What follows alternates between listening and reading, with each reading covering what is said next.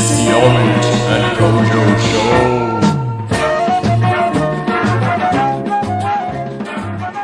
Hello and welcome to the Omid and Kojo Show. I'm your host Omid, And I'm Kojo. and together we are Omid and Kojo, and this is the Omid and Kojo Show. The Omid and Kojo show. Yo, we need to figure some kind of intro for that. We're gonna work out a system. Don't you worry. Just stay patient. If you haven't seen episode 1, make sure you check that out. We talked about all kinds of madness. There were Russians doing flips off roofs. There were llamas. There were chodes. It was amazing. Check it out. It's a good Everything time. you need in one video. But on to today's episode. First of all, we are going to be talking about the hardest tricks ever done and how fucking mental they are. Basically, we're going to look at data analysis. We're going to get peer review studies and all sorts of shit. I'm going to whack out a graph. There's going to be a clipboard. There's going to be physics. It's going to be amazing. Lab coats, everything that you ever need. Yeah. We're digging deep. We're doing some Nick Vale shit. Nick Vale analysis. This is the Nick Vale analysis episode. So, second topic of discussion is gatherings and the history of gatherings. Yeah. What was that lovely name you called? Oh, gatherings through the ages. Yeah, gatherings through the ages. Yeah. We're going to be time traveling back to earlier gatherings and how it's progressed to where they are today, where we think they're going to go. Between us, we've probably been to maybe even over 100 gatherings at this point. I'd say so. We've been to a ton of gatherings. We've organised it. We've hosted our own gatherings. We're just pretty involved with that. Yeah. So we're going to give our 2 cents on gatherings. And then finally, we're going to be discussing the future of samplers, where they've been, where they're going, and what our thoughts are on basically some of the best and what we think the best direction to go in is, and what the directions that they could go in. Yeah. So we might introduce you to some samplers you haven't seen before. Yeah. They're amazing. They might change your life. I know a couple of samplers have changed my life. Yeah. It was sure. Yeah. Velu's 2010 sampler that actually got me started on tricking.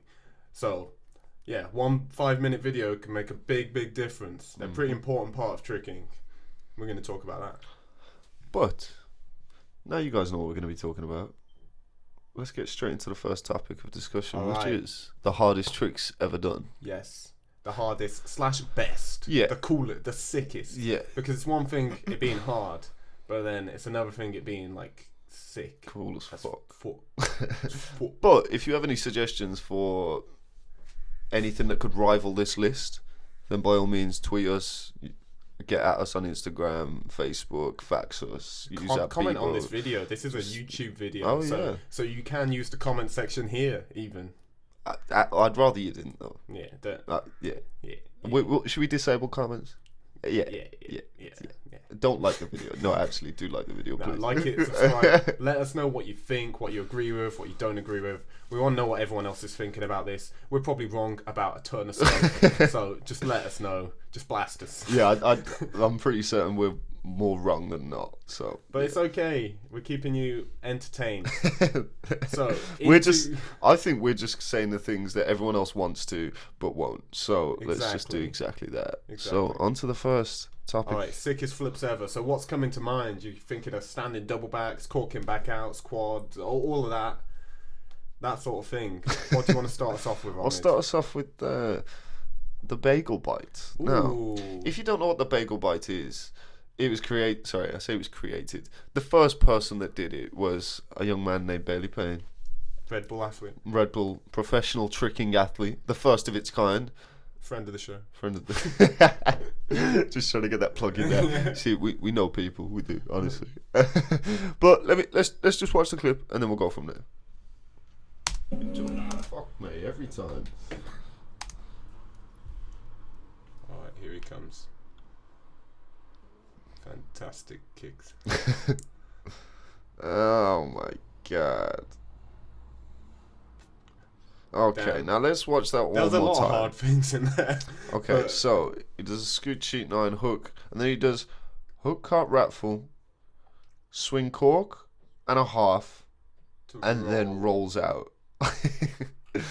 And then straight into the cart wrap dub, swing cork, Oh, swing down. so it's just 2-1-2. Yo, that's hard as fuck. Yeah, that is a hard combo. Was that?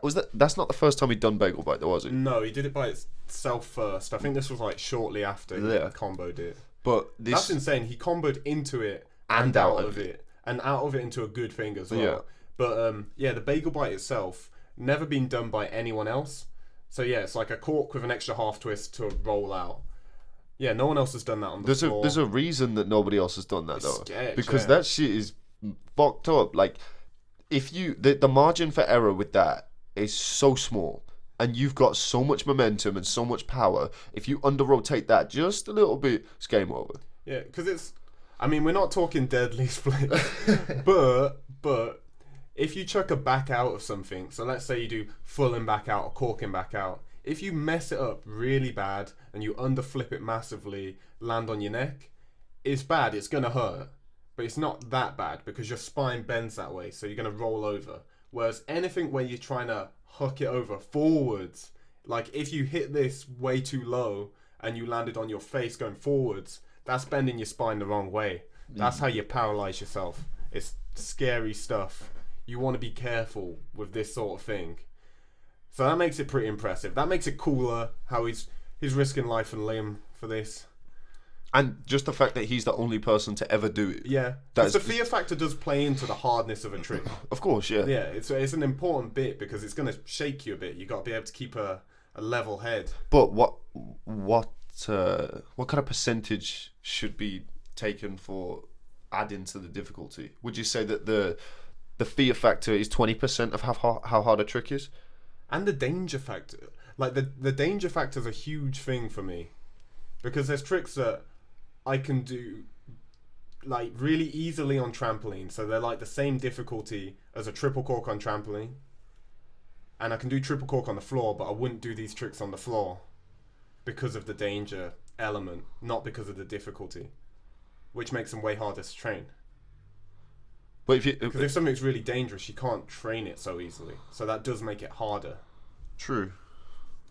But this is where it kind of comes down to, like, just trying to be I cannot speak today. Just trying to use all of the things that you have at your disposal to actually train things. Because we have an incredible training setup, especially at Revolution, with tramp to resi, track to resi, and all that sort of thing. But we're getting away from the point. So this was incredibly hard. It's a hard flip. Let's look at another hard flip, and then we'll compare. So next up.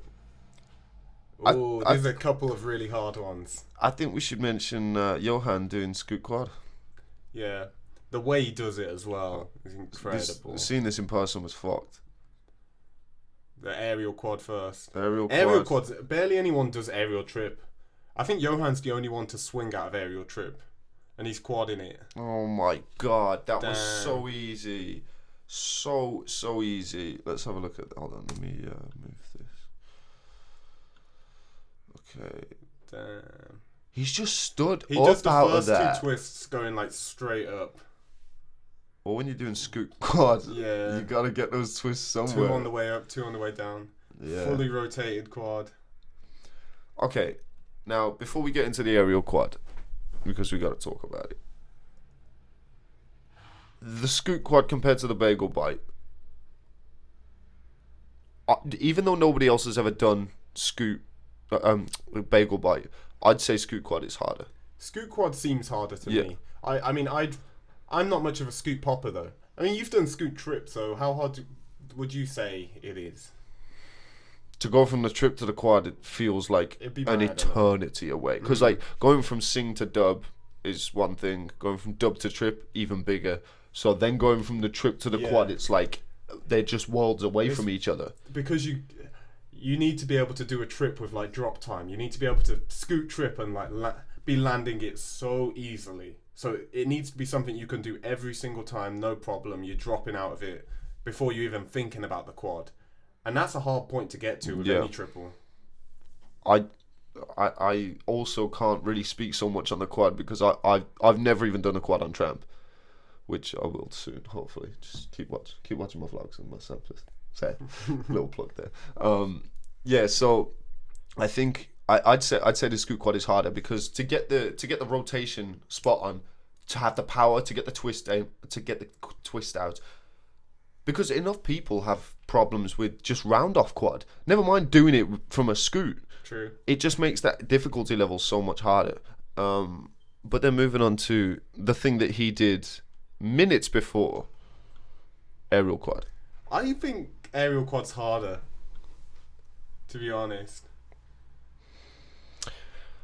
Because it's not a hand-planted setup. It's like scoot, you can stay real close to the ground. The same, you can kind of make it more like a round-off. Like touchdown raise, you can make like a round-off. A Gumby or whatever. Anything where you have your hands on the ground is technically going to be like more efficient than if you don't have your hands on the ground. Like think a back handspring is always going to give you more power than a whip. Like a perfect back handspring will give you more power than a perfect whip. Because as well as being really low and fast, you also get that extra push from your hands. True, but look at the momentum aerial, that he can get that. from aerial. It's insane though, but no one else can do that is the thing. So I'm saying it's really hard to get that kind of momentum from an aerial. And I agree, but looking at these two tricks, which one's harder? Because I can't make my mind up. But if you take into consideration the fact that nobody else has done aerial quad, no one's even close to doing aerial quad, and scoot quad has been done quite a few times, and it just how easily he did the aerial quad because of the he did the momentum. Scoot quad easy as well. This is what I'm saying. Alright, how experienced are you in aerial stuff? Because I guess I've done aerial trip with like a hand down. I've never even tried not aerial landed trip, it I don't properly. think. And I don't really train aerial pop stuff, so it wasn't that hard. It kind of seemed hard, but then when I was going for it wasn't like I was landing feet and like nearly getting it, and that was without really training aerial stuff. Yeah. So I guess it's not that hard. I mean, obviously to get to the quad, you need to hone in on the trip and be able to do it like nothing. Also, there's another thing that needs to be taken into consideration: the extra rotation that you need from a scoot. Because if with an aerial, you have to twist, I think like a quarter less than with a scoot. True, but does he have that extra rotation on his scoot anyway? Let's see the scoot quad again. Okay. Because most of the time people kind of take off in that, like they'll do an extra half turn out of the scoot. They weren't landing complete. Oh, nah, he's Johans fully is completely he's legit. Fully incomplete. Yeah. Yeah. Yeah, that is mad legit. Let's see the landing as well. I mean, tiny bit off, like, but yeah, teeny bit. That's Because his left foot is it's like a couple of degrees. His chest's like completely round. Yeah, I'd say okay. Now I'm just gonna have to make a decision because we don't want to just have a bunch of question marks on this fucking podcast show. Scoot quad's harder. Scoot quad's harder. Yeah. Because I think aerial quad's harder. I know more people have done scoot quad, but so many more people train scoot stuff. True, but you can make scoot into a round off. You can make aerial into the a 2 cart, foot, but a like less powerful cart. It's always going to be a less powerful cart. Is the thing. yeah, Like, but think of the scoot difference. is Okay, people have done touchdown raise quad cork. That's the only quad cork setup. Imagine raise quad cork. Wouldn't that be way more insane? Wouldn't that seem way harder? The raise quad cork. yes, but Would you be more impressed by raise quad cork or scoot quad cork? raised just because it looks cooler.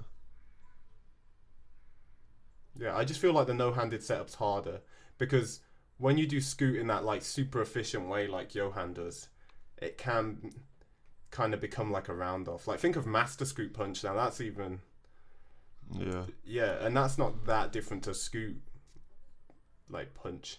Whereas aerial, you've got to do a no-handed setup.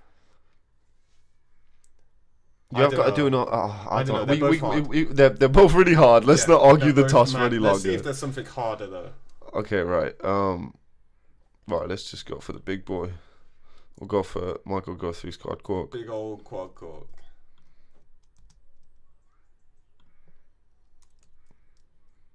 Touchdown rate. I think definitely probably harder than scoot quad and aerial quad actually. Forget that whole discussion was meaningless because quad cork's off one leg. Both of them are off 2 feet. Yeah. Which makes a big difference. Yeah. Well, we can't talk about things like this without talking about the rotation. Yeah, but we're talking about the hardest trick though. We got Alexander's quad. I know, but just because we've got it here right now, We got Alexander's quad here right now as well. I know, but what are your thoughts on this? Oh, whether it's legit? Yeah. I think because it's the first one, you gotta hand it to him. I mean, how picky are we gonna be about stuff?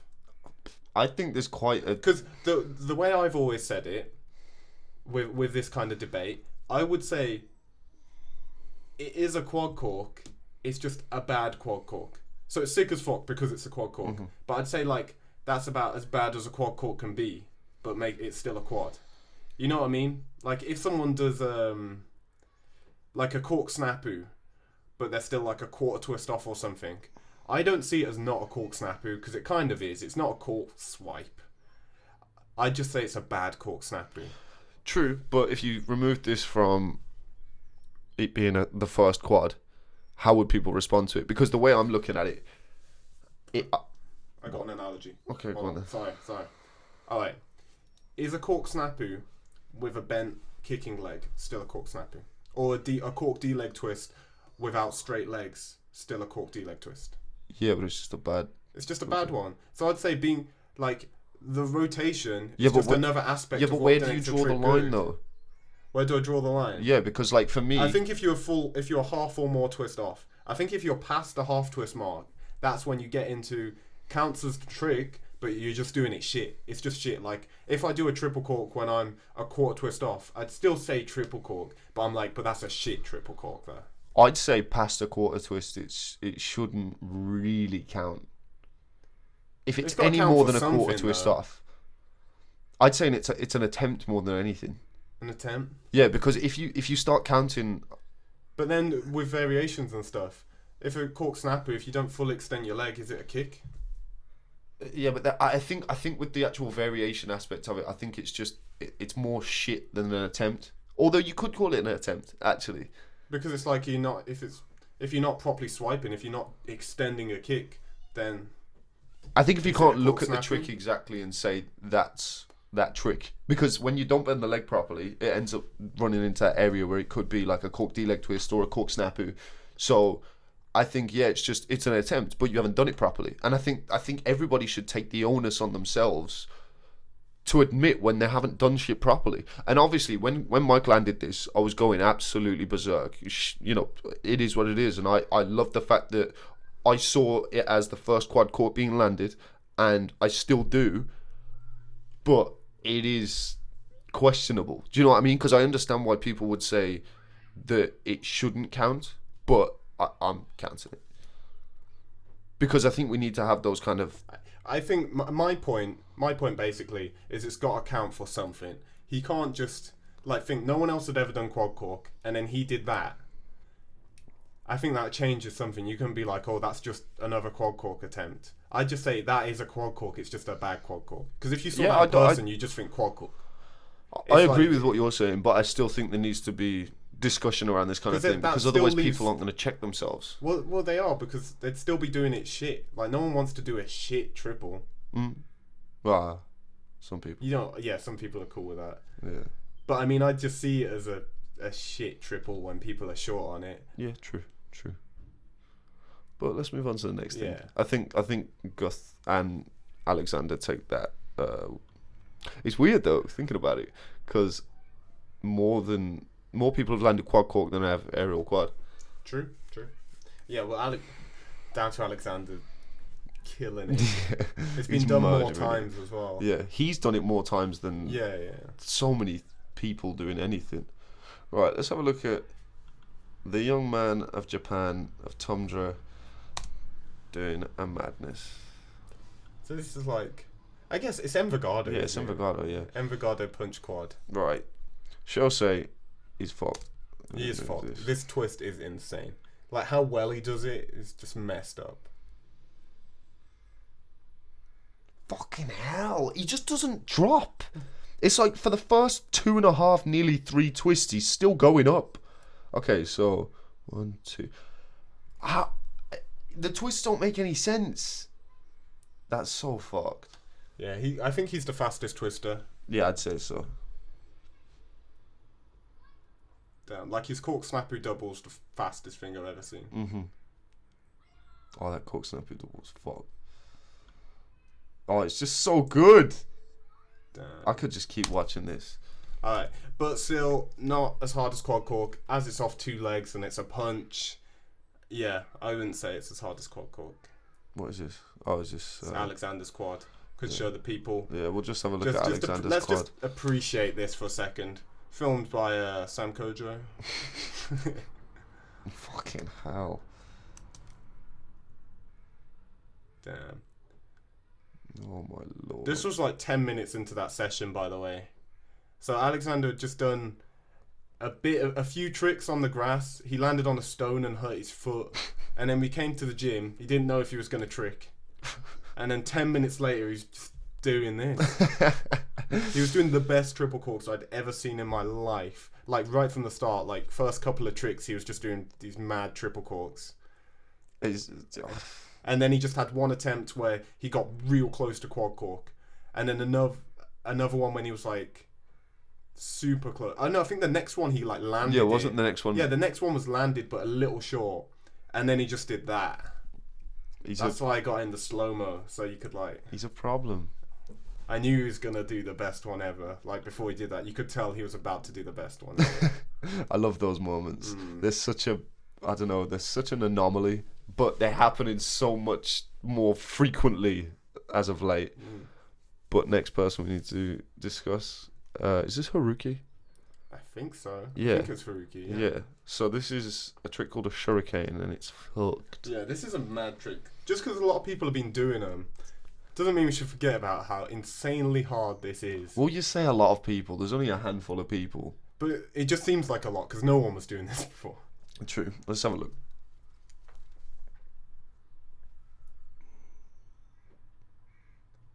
That's so nice. Yo, that snap is yeah, really nice as snapper well. after.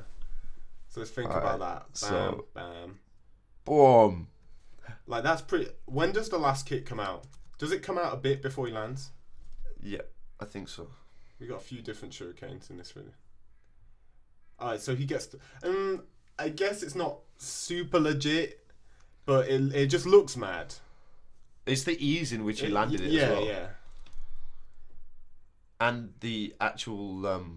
Just think of the moves. the way he's executed each part of the variation. But think of just a shuriken cutter, and then you like turn and land on the right leg. Just that by itself, even without the last kick, that's already an insane thing, isn't it? Really, it's like 2 shurikens in a hyper double cork. Okay, now there's so much. It's so much. That's like shuriken cutter Cairo hyper. That's what that is. Fucking hell. And then you've got the and other then one. another kick. Jesus. Right, let's see Danny Etkin killing the game with it. That It see looks mad. that landing. Looks like a leg break. Terrifying. Fuck. That was okay, that was so even more good. legit. Like, when does the last kick come out? Pause it on his landing. Bam. Alright, so he's like there. Oh, He just had nice. his chest a hell of a lot more Yeah. up. It's pretty much the same as Haruki's, Yeah. maybe a little bit less. But because he had his chest up, it looked stooge. And then the boys then. Yeah. This young... How old's Zen? I think he's 14 now. This might have been from when he was 13. Yeah. That's crazy. Who had the best one? I'd say Haruki's. I think Haruki's looks the coolest. Yeah. Just because of the... he controlled the landing Yeah. really nicely. Let's see that again.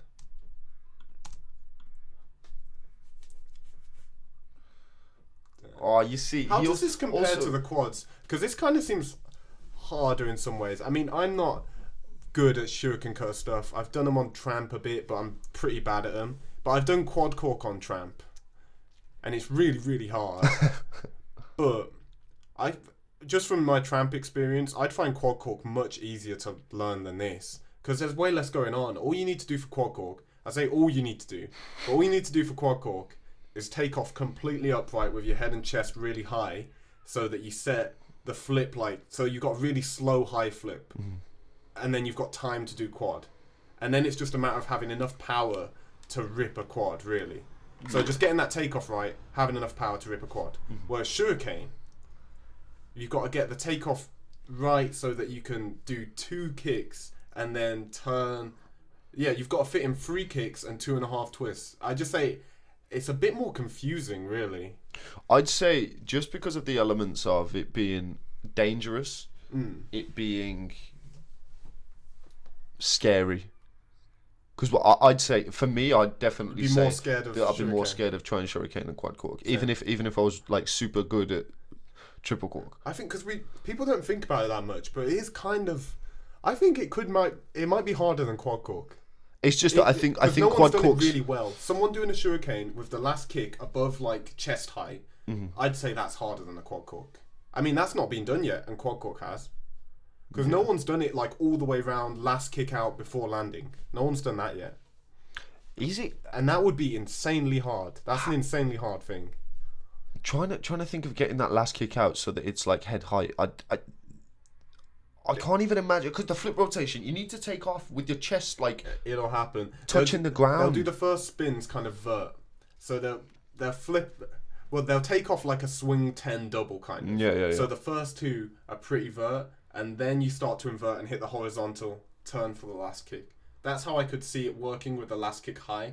So you got a little bit of a lean back when you're doing the most final of it hook. wouldn't have much inversion, which would mean, because you don't want to waste energy doing too much flip as well, and that would give you time to get the 3 kicks out. Yeah, I see. It'd be like swinging into a hurricane, I guess. Yeah, I mean, It'd be pretty possible. I'm not. I don't doubt to that do it's it possible. like really nice. I can see them figuring out some new technique where you take off just like a swing kick. You take off completely vert, even leaning forwards, and then the first you do like a swing 10 double and then invert and hit the last one. I'd go as far as to say that shuriken done really well would be harder than quad cork. I'd say that's the hardest up to this point. Just because I think you should go with that, because there's just it's more complicated. It's just as dangerous. It's mad dangerous. I'd say more dangerous because you're landing on one leg. True, quad cork. Even if you under rotate it, Yeah. you are just doing a twist, and you can absorb the landing on 2 feet. And if you're trying to do quads, you're gonna have the control to be able to do that in theory. Yeah, it'd be similar to bailing a triple when Exactly. you're learning triple. Yeah. It's just. And you've got even more control when you're doing quads, especially quad cork. So, I'd say it's more dangerous doing shuriken. Difficulty wise, it's a lot easier to train for quad as well, because you can drill quad into a pit. You can drill it on tramp. You can do all of that with shuriken, not into a pit because you'll just smash your shit up. But like, at least you can do it on tramp. But I'm not going to be trying that on tramp anytime soon. I can tell you that for sure. Yeah, landing a shuriken's more dangerous. Like quad, when you get it all the way around and get onto your feet, you'd kind of just land. But shuriken, you could do it all great, but it's so sketchy on your leg. You've got so much like twist momentum landing on one leg. It's like even if you land it, there's a big chance you'll like bust your knee. Mm-hmm. So there's the danger element. There's more of a danger with it as well, and it's more complicated. There's more going on, I think. I think shuriken. we should go with the shuriken. Yeah. And next thing I'd like to discuss would be Snapu Double Twist. Ooh. Executed here in this video by the one and only Michael Guthrie. Let's have a look at it. Fucking I hell. simply cannot imagine doing that. How does this work? Oh my god.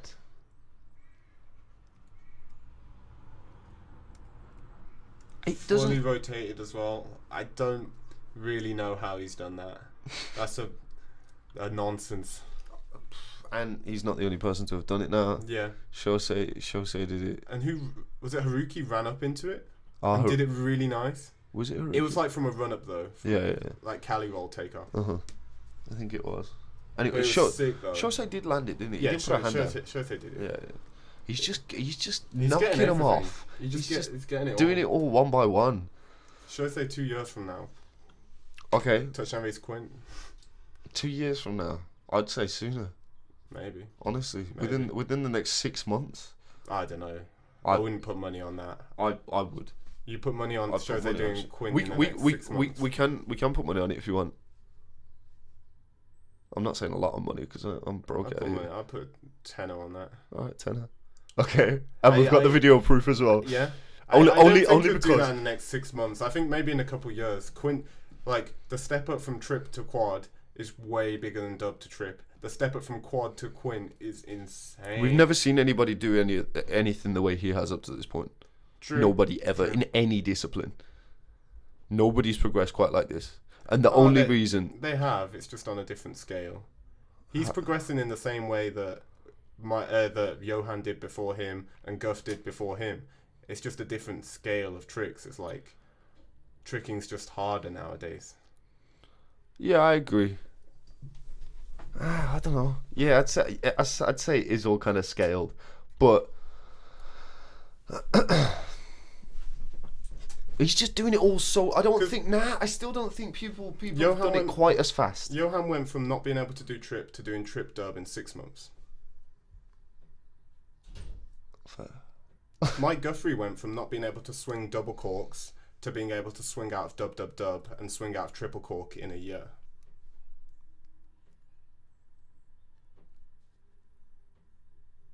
I still feel like this is faster. I don't have time frames because I haven't looked at it exactly, but I still feel like it's faster because the way that he's doing things.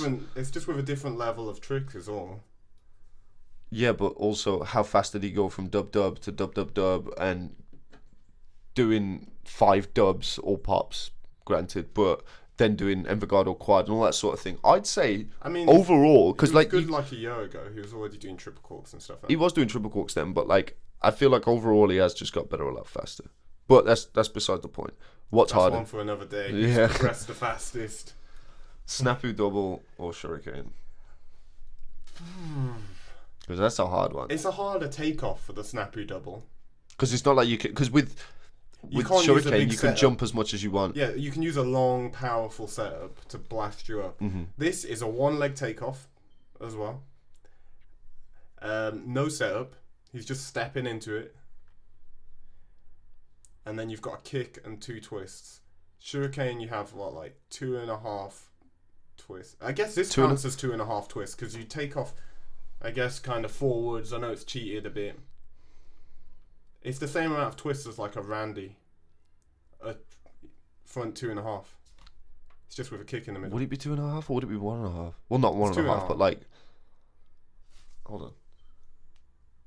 Yeah. Snapu's 1.5. That's true. Snapu's the same as like a Rudy, a front 540 twist, horizontal. Yeah, I got it mixed up with the kick. Yeah, pretty much, but a bit cheated. Yeah. So I guess it's like nearly 2.5 twists, and Shuriken's about 2.5 twists. So about the same amount of twists. Shuriken has 3 kicks in though, but you do get a more powerful setup. I'd still say Shuriken. I think Shuriken too, because this is like once you can get a nice set and you set with that kick, obviously that's going to take years of practice and be incredibly hard. But once you can get a really blasted nice set, then it's just a matter of ripping those 2 twists. Yeah. And doing anything where you've just got to kind of like hit something, rip, is easier than having to be like kick and turn and kick and keeping on the right axis while you're doing all of it. Yeah, I agree. So insanely hard, but I think Shuriken still harder for now. Now, a contender. One of the most hype moments in all of tricking was when Tim Farley landed snatch cannon for the first time. Oh, where is it in this video? This is it? Oh no, it's a minute and a half though. There's multiple snatch cannons. Oh, okay. You've got all the snatch cannons in there. Alright, so let's have a look at this. Jesus, that looks so mad. I really want to do snatch cannon. I don't think it's out of the realms of possibility for you and your back. Yeah, I just need to start like training specifically for that. Really. That's so crazy. Okay, so which one's harder? That or what? That or shuriken? There's the fear element. In my opinion, shuriken, because I think corking, like snatch cannon, is a bit overrated in difficulty. I think it is incredibly hard, but I think if more people like focused on it and trained for it, it wouldn't be that hard. I say that because I know it's trampoline, but when I do them on the trampoline, they're very easy. It's not a challenge. It's the sort of thing that I won't ever fall. I can just do it every single time, pretty easy. Whereas I know quad cork is significantly harder. I actually find quad cork harder than doing corking full out. And yeah, I've done it on garden tramp from just a bounce and like kind of chest height. I don't think it's that hard. I think it's scary and dangerous, but it's not that complicated. Anyone who's done full in will know it's not that hard. It's just scary. It's scary and you need to have the setup right. Whereas Shuriken, you need a really good setup, you need to have your setup right, but it's also really hard what you're doing in the air as well. There's a lot more going on. I'd say Shuriken's actually harder. To do a Shuriken like well, so you can see all of the kicks and the last one's way up, I think that's harder than a snatch cannon. Well, I agree. Because honestly, like, having you said that about full in and stuff like that, I've only done full in a handful of times, but it's not that bad, it's not actually. It's just really scary because I have no control on trampoline. I've never done it on the floor, but what difference does it make when you transfer both of these to floor? What do you mean? Which ones, like, how much more difficult is it going from tramp to floor? Because I think not that much.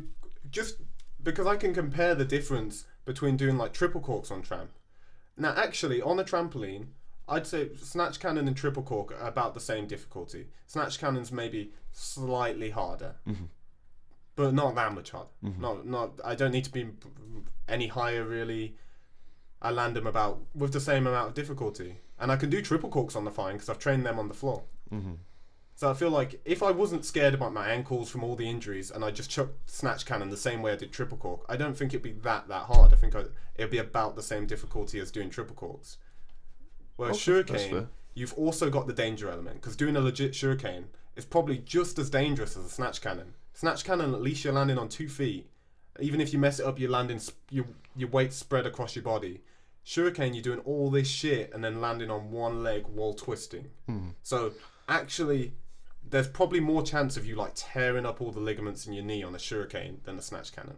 So I think even that's more dangerous as well. Yeah.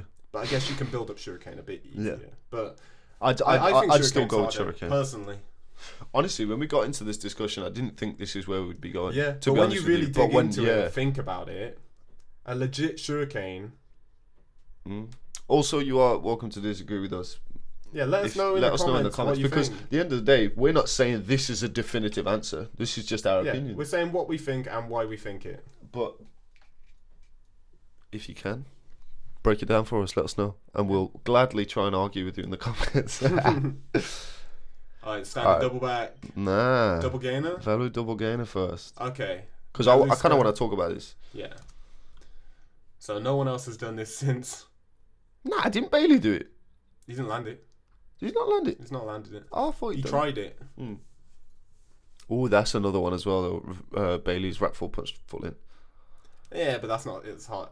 Not as hard as rat full swing corking. I don't think rat full punch full in competes, really. Because a rat full punch, like a good rat full, it's just like a round off. Really.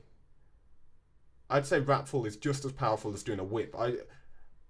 So doing rat full in is like doing a whip full in on the floor. It's hard, but it's not on the level of like corking. Yeah. All right, let's talk about Velu doing this. Oh, it's pretty insane. It still blows me away that no one else has done this though. Yeah. If corking's been done by several people, how many people? Is it like 5? Nah, not 5. Actually landed it. Yeah. Isn't it still just a 3? Who? Velu, Bailey, and Tim Foley. No. Who's landed it? That Russian dude, Igor. Did he land it? Yeah, he landed it. From what? J-step. On the floor? Yeah. Are you sure? I'm pretty certain. Are you sure you didn't put a hand down or a knee touch? Because I've seen very close attempts. I've seen quite a few very close ones. I can't think of a clip of someone actually legit landing it on the floor. I'm pretty certain he did. Although I may be incorrect. Maybe. I mean, I know I've seen a J-step cork in that's very, very close, but I can't think of seeing a landed one. I remember him sending me a I clip. feel like I'd remember it. I've seen landed ones off like the edge of the floor onto level mats and stuff. I've not seen a floor-to-floor landed J-step cork in though. I've seen very close, but not landed. Yeah, maybe I'm wrong. I don't know. But that was a while ago when he sent that to me. But yeah, double gainer. Does it compete? Nah, because it's pretty simple. It's hard. It'll be hard as fuck, and he's using like a round off cartwheel thing as well. So it's like you can really just kind of do a one leg double back, round off double back.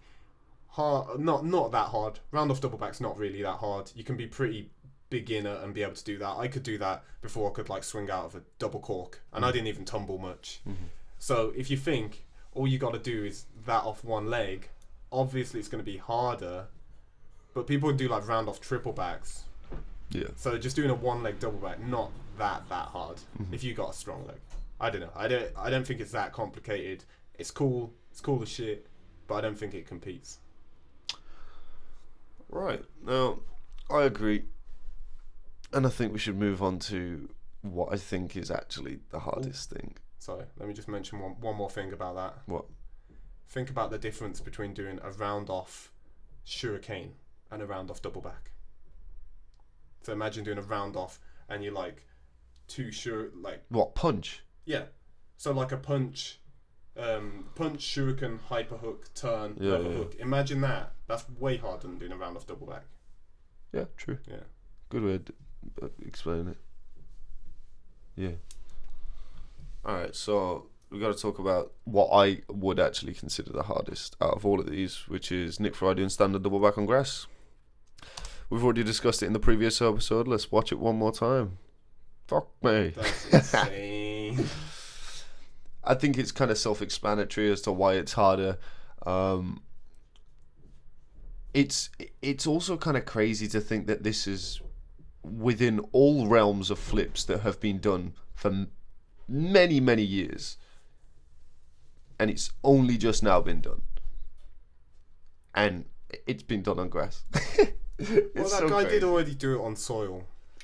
Yeah, but to be fair, I don't know which clip it is that you're talking about. Have you not seen that? Isn't he doing it off a sandbag? No. We're talking about a different There's guy. a guy I've that not just seen does it on flat ground. Like a few months ago, a guy landed it on flat ground.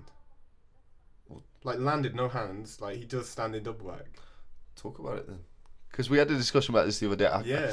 You need to show me this clip, but a guy did just do it, but no one really knows who he is, so no one really cared. Yeah. It wasn't grass, I know, but it was flat ground that was just like mud. It wasn't sprung like. It was pretty impressive. Fair. But let's just talk about this one. Standing double back on grass. I still don't know if I think that's harder or not. No, I'd say so. But because I think if you train high backflips loads and loads, obviously this is incredibly hard. This is like a real physical feat. This is like just being able to have a really tight tuck, have a really good set, and having a good jump. You've got to be able to jump high, and you've got to be able to tuck really tight. And obviously it's really scary, but this is a much easier one to train. You can train this off, you can just go lower and lower. You can start on quite a height and then go down, down, down. Think, if this is all you're focusing on, I'd just train it from like chest height, and then I'd just keep going down. And for over the course of weeks, I'd train it from each height like 100 times. And then eventually, that's not that complicated to just bring it all the way down. If that's what you were really, really training for. But the same could be said about shuriken, though. It's like shuriken's a much more complicated move. It is a much more complicated move, but imagine you can do shuriken cutter like Danny Itkin, for example. You're just doing your shuriken cutters, then you're doing it on tramp, and then you're getting it to the point where you're dropping out and you're slowly just taking the pressure of the landing on the balls of your feet, and then you slowly turn and bring it out, and then you slowly get that little bit more turn, and then you get it out, and then you add even more and more until, because once you're talking about shuriken cutter hyper though, that's still like hard. Yeah, of course, but if that's all you're training, and you're training it on tramp, you can train it on mega tramp first, you can train it on then gymnastics tramp, then you can do garden tramp, and that's the closest you're going to get. Then you can do it on But air trick. my point about it being harder though, think before Danny Etkin could even chuck a shuriken where he's got his to like shin height on the last kick, he'd already been training shuriken cutter loads for years. Yeah, same for Nick Fry. Fry's only been going in on the double backs. Like, he's not been training for standing double back that long. He's been doing other stuff, man. No, I agree, but everything that he has been training, not everything, but the vast majority of what he's been training has worked to his potential for being the first person. It's tied in, but Nick Fry was never known as someone who did double back all the time. It's not like he wasn't. Like he's been like Aaron Cook. It's not like he's just been doing loads and loads of double backs for years. He does double backs, but that's not a main thing that he does. But you're forgetting. It sounds as though you're forgetting about his trampoline and diving background. Everything as a part of that, has helped massively. Yeah, I'd say that him being able to tuck as tight as he can, being able to do the shit that he can do on tramp, training it for years and years, being the size that he is, everything has come together for him to be the first person to do it on grass. I think that's one of the main contributing factors.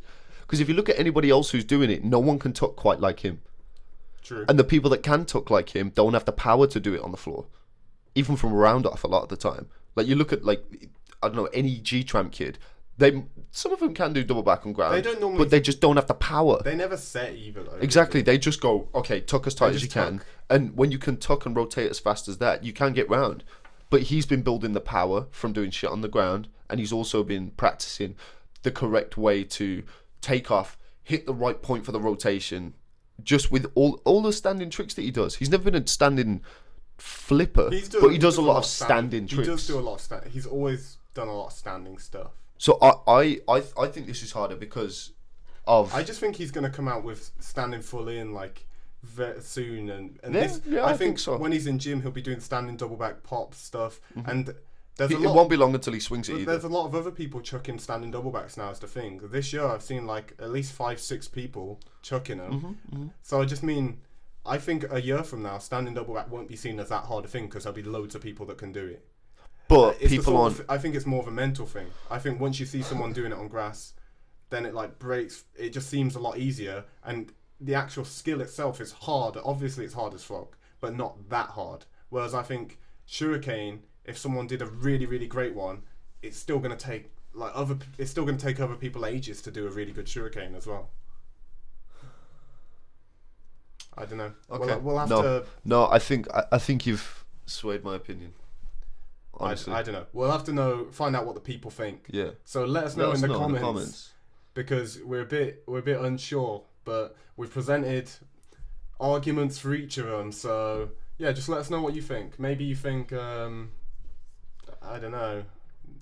Maybe I don't know. Maybe you think something other to us. Maybe you think Cody's the hardest trick, or beats with swap 9, or anything that Omid does. Yeah, some Omid's kind great. of Omid tunnel flip variation, hardest trick ever.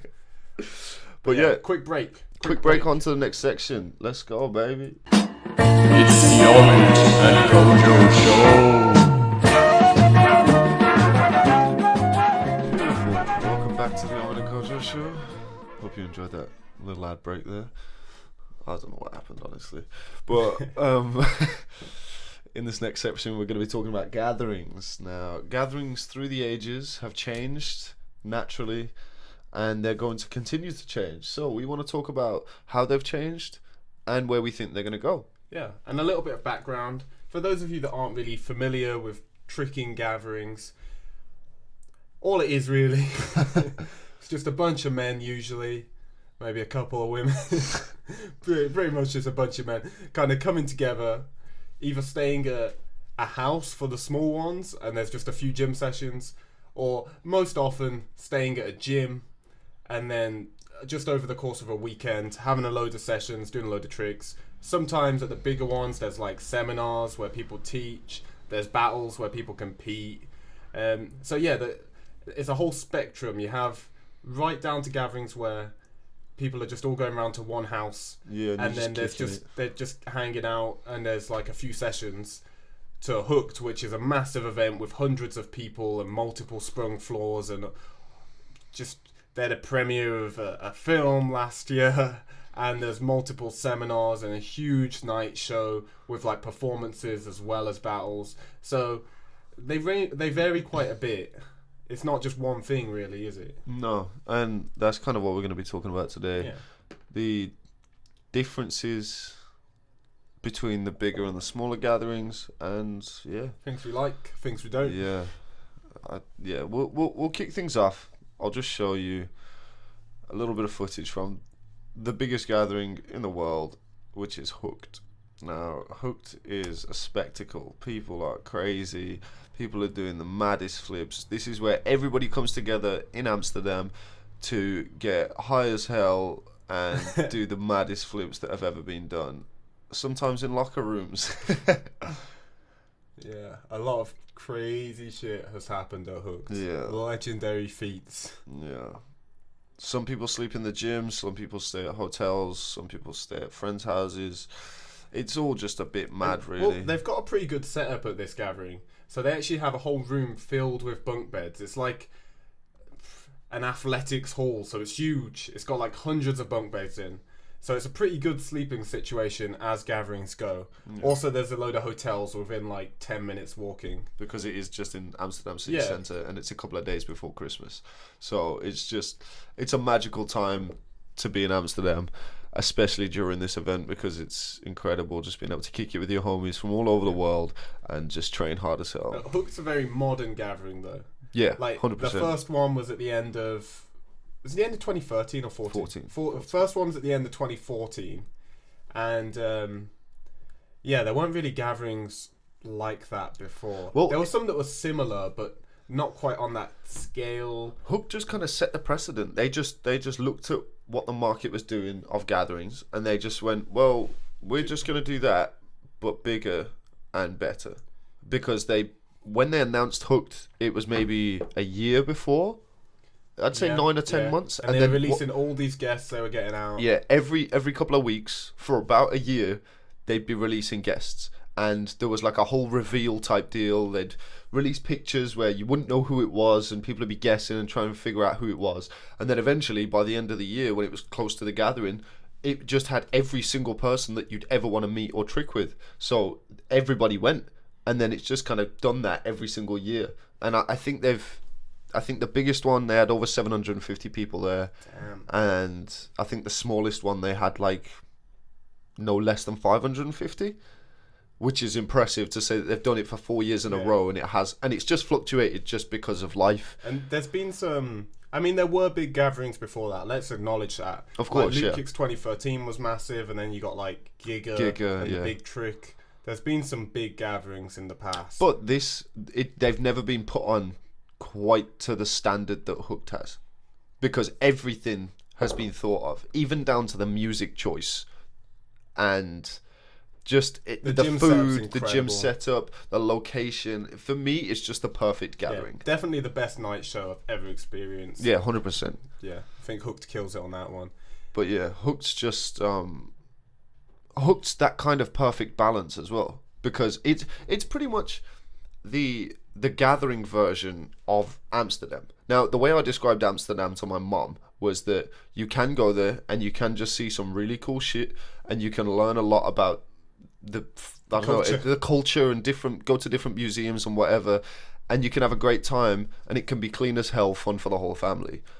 But then there's the other side of Amsterdam where you can get the hookers, the cocaine, and the dirty, filthy, stinking Amsterdam. But you choose which one you get. And that's kind of the perfect marriage when it comes to an event, because at the end of the day, there's grown-ass men such as ourselves that are trying to go, kick it with our friends, drink a lot, smoke a little, and just kick it. But then there's the younger folk that aren't trying to do that. They're just literally not trying to sleep and just do as many flips as possible over that weekend in Amsterdam. So there's something for everyone. And luckily, there's enough space at Hooked for that to happen. Yes. Now, I've been to gatherings where there's not. I've been to gatherings where it's not so easy. At one particular gathering. No, Which one? earlier this year at Holy Land gathering in Israel. Oh my god. So I had this one rock bottom moment. I wasn't even mad about it because I was like, I love to see the passion. I love to see people like really loving tricks. It's cool. I like it. It's hard to deal with though. So I'd been staying at someone else's house because I couldn't deal with staying at the gym because it was so dusty and loud. And Israeli. Yeah. So I was waiting to be picked up to go to this house. The guy was taking ages. And then I found out it was going to have to be like another 30 minutes or something. So I was just like, oh, I won't bother. Because I was nearly asleep. I was like pretty much asleep on this mat. Fairly comfortable. I was like, cool. It was like 2 a.m. at that point. So I was like, cool, it's winding down. People are going to sleep. There's no point in me travelling 30 minutes to go stay somewhere else. I'll just sleep here. So I started trying to sleep. And everyone left to go to this house. And then, what I didn't realise is that was when the session was starting. So they started blasting music. Like, max volume on the speakers. Everyone was tricking. It wasn't just a few people. Everyone's just tricking. And I was like, well, they're going to burn out soon. They'll get tired. They're not going to go for that long. 5 a.m. Blasting music. I'm like, Jesus. How long can they do this for? So I gave up on sleeping. I was just on my laptop, just started doing a bit of work, a bit of editing. I was just like, well, what's the point? It's not possible here. And then it gets to 7 a.m. And I'm like, surely these guys are going to sleep. Like, they could trick tomorrow. Like, surely they're going to sleep. It's never tomorrow at that point. No. Eventually the lights go off, but they're still screaming at each other. There's a lot of shouting past 7 a.m. Yeah. And then eventually, as the sun came up, well, the sun was already up. It was like daytime at that point. Managed to sleep till about 11:30 until they started tricking again. And the music was blasting. So if you're an old man like me, it's not so easy. But I wasn't mad at the trickers though. I was like, yeah, I can't sleep, but it's cool. At least they love it. They're having a good time. Let the kids have a good time. That was you and me when we were younger. Yeah. Because we'd go to gatherings and stuff. Even remember just that clip the other day that Bozzy commented on. There's a clip of you chasing me. That was only a couple of years ago, but that was us just running around, going crazy, doing. Granted, we were drunk as hell in that clip, but like. We were just getting drunk and just doing these flips at like 4 a.m. trying to take each other out, trying to gore each other. But it's like, at the time, it really pisses me off because I'm just like, but to be honest, I haven't been in a situation like that for a long, long time. I think the last time I was in a situation like that comes to mind was Israel again. Now, Kojo and I have never been to Israel together, which I think would be comedy gold. I'm not sure if I'm going to be back in Israel. Listen, anytime soon. If we get the opportunity to go back to Israel again, we have to go together. We have to. If I can afford a hotel. No, I want it to be as sketch as possible. I'm not doing it. So, I'll tell you about me arriving to Israel. So, I'm getting into Israel. I'm arriving at 4 a.m. And they're like, you can sleep at my apartment, but you're going to have to get up at 8 a.m. because we have to go to the gym then. For some reason. So, but they were like, you can stay at the gym. If you sleep at the gym, you can sleep in. So I was like, well, I arrive at 4 a.m. I'll just go to the gym. I was like, I'll just stay with the people at the gym. I was thinking, Jay Knight from the UK, he was there. I was like, oh, he'll probably be at the gym. I'll just go hang out. So they take me to the gym. Never been there before. It's on the 3rd story of a building in an industrial estate. And on the 2 floors below, it's like abandoned. It's just like dust and barred up doors. So I'm on the top floor of this industrial estate building in Israel.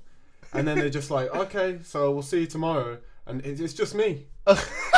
It's just me in the gym. So I make a little fort to keep out the demons. And the Israelis. The rampant Israelis. I'm there terrified. Oh my god. Trying to sleep. Hearing noises in the building. I'm thinking, what is that? At one point a train came past because it was right by the train tracks. Thought I was under attack. I'm like, I just wake up like... it was a bad night's sleep. So that wasn't the best start to the gathering. I don't know if I'll be doing that again. Well, originally we were going to talk about the gatherings in the ages, but what we could just do is talk about the sketchiest things that have ever happened to us at gatherings. Because I've got some fantastic anecdotes. Go on, what you got? Okay, so my time in Israel. This one's sketch, and it's a little bit more serious because it is pretty terrifying, honestly. So, Also in Israel. my time in Israel. Listen, I loved Israel. Israel was an incredible place. Great community. All the people are crazy, like kind. People would just give me the clothes off their back if it was the last thing they had. Like, honestly, they were so kind, and I'm thankful for everything that everyone did to me and for me. But I decided that I wanted to go into Jerusalem with one of the local trickers, Bar. Shouts to Bar. He's coming here soon. Yeah. So we get there, and it's crazy. Like, the cars just like driving around like maniacs, and there's police everywhere. And I'm like, is this normal? And Bar's like, no, like, this is really strange. And then we pull up, we park up, and the road's barricaded by police, and we're like, what is happening? So we get out of the car, and we start walking a bit so that we can go and see the wall and whatnot, and just go and, soak up the culture, and just, because it was Passover, and there were just loads of Jewish people running around because they had to get back and go to the wall and do all sorts of shit. So after about 10 minutes of walking, it starts getting like super quiet, and there's nobody about. And then we see a police officer, and they're like, you shouldn't be here. And we're like, what?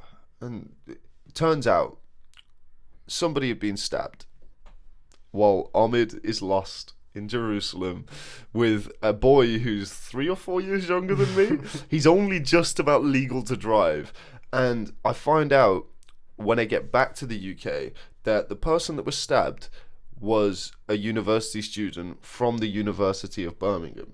And she just so happened to be visiting Jerusalem, and she got stabbed 10 minutes before I arrived by a complete random person, just like a completely random episode of this mentally ill person. And I was 10 minutes away from that. And it was sketch. It was super sketch. Because I'm looking at... I get back and my mum's like, phoned me about 25 times. I'm like, why are you calling me? All she'd seen was a headline saying Birmingham local stabbed in Jerusalem, and my mum knew that I'd gone to Jerusalem, so she was freaking out. Yeah, I mean, if it was gonna be it was gonna be me, but thankfully I'm alive and well. Mum, don't worry about a thing. But yeah, there's various levels of sketch that have gone on at gatherings. Yeah. There's the more life-threatening sketch, and then there's just the sleeping on floors at 5 a.m. and not being able to sleep. I don't know. There's just a rock bottom kind of gathering feel. Trick Strong last year. Oh, Trick Strong. So Trick Strong gathering 2017, raided by police. Okay, so Trick Strong. Let me just set the scene real quick. Trick Strong is an event over in New York. It's partly held in New York City, partly held in Long Island. Yeah, somewhere like that. It doesn't matter. Wherever that is. So we're at the gym, and one of the nights we're staying at this gym, and we're all just drinking, we're just kicking it, and the person who owns the gym knows that we're there, obviously, knows that we're drinking, knows that we're just kicking it. And then things start getting a little bit rowdy, a little bit out of hand. Bit of a roof party. Just a little bit. Bit of a roof party. Just a bit. And there's people bailing dubs on the roof. Real heavy. And just to set the scene even more, there's bars and other local businesses surrounding this gym. People ended up seeing people up on the roof. Next thing we know, there's about 25, 30 people on this roof. And the police pull up. Everyone just dusts. Everyone's just gone. Everyone's got their own agenda. Everyone's pretending to be asleep. We were out though. Were you out with me? No, we left as they pulled Yeah. up. We were on a quest for Denny's. No, but we left around the back because the police pulled up. Yeah. So yeah. I was so drunk, bro. I was gone. But we decided that we weren't going to be a part of this at all because we wanted Denny's. We wanted some food. It's like 4 a.m. and we're just desperate for food. So we just walked. We refused to pay for like a $6 Uber or whatever it was going to cost because we were like, no. We can make this walk. We don't know where we're going. We've got no internet on our phone. We'll find somewhere if we walk for long enough. And so we walk for 45 minutes and then it's starting to get light. Then we find a 7-Eleven, eat the worst burritos that I've ever eaten. It's pretty rock bottom. It also started raining. Yeah, it started raining loads. So we get a taxi back. Yeah. And then we discover that there was quite the ruckus that was going on. The full scope. There were actually police in the gym with their flashlights on everyone. And they were like, you guys don't look like gymnasts to me. They just refused to believe that we were meant to be there. What they thought in their head was that we broke in with sleeping bags, loads of alcohol, and we just had a party in the gym. And we just passed out. And I'm sure there are plenty... I don't know, weed's illegal there as well, and I'm sure there was probably some of that about the gathering. Knocking about, yeah. So it was just pretty sketch. But thankfully, we were out getting the worst burritos of our lives. Yeah, you were in a trolley at one point. We had a great time. Oh, I forgot about that. We had our own little adventure. That walk was the worst, though. I hated it. I had a good time. I liked it. But that kind of leads me on to another American gathering. Now, almost polar opposite to Hooked is another gathering of incredible people organising it, incredible people going to it, and that is Euphoria Gathering. It's a much smaller, more local based gathering, and everyone just kind of comes and kicks it, and it's a lot more low key. People aren't quite as excited as they're excitable, so people do sleep and people do just kind of hang out, and it's relaxing. Well, I love how it's small enough that after the tricks and stuff on the night, everyone's kind of in a group together. Pretty much, all the older people. There's like a group of about 30 people outside just chilling and just hanging out. Yeah, it's a great time, because when a gathering gets too big, then at some point you've got to split off into groups. You can't have everyone in one place at Hooked. Like there's going to be loads of different parts of it where it's popping. But at Euphoria, it's small enough so that everyone's kind of one group, but it's also a big group as well. So it's really fun. And it's secluded, the gym is. Yeah. So there's no problems with noise or anything. There's nothing else. There's like closed businesses next door and stuff. So there's no one living really close. It's not bothering anyone. Yeah. There's a liquor store like 1 minute walk away. Yeah. It's always good to fuel up. But let me show you a couple of clips from this year's Euphoria Gathering that both Kojo and I were at. It started in a battle like no other. Oh, this is so hype. And then it ended in an arm wrestle between the two finalists. Let's tell them about the Pokemon battle first. Okay, so the Pokemon battles are really... It's a good new idea. I think it's a really good idea. Didn't know how it was going to go, but it ended up being super entertaining. I mean, I had my broken ankle at the time, so I wasn't tricking, but I was super hype watching it. I had a really good time. Like, everyone was engaged. They had the normal battles the night before, but the Pokemon battles were way more hype. Yeah.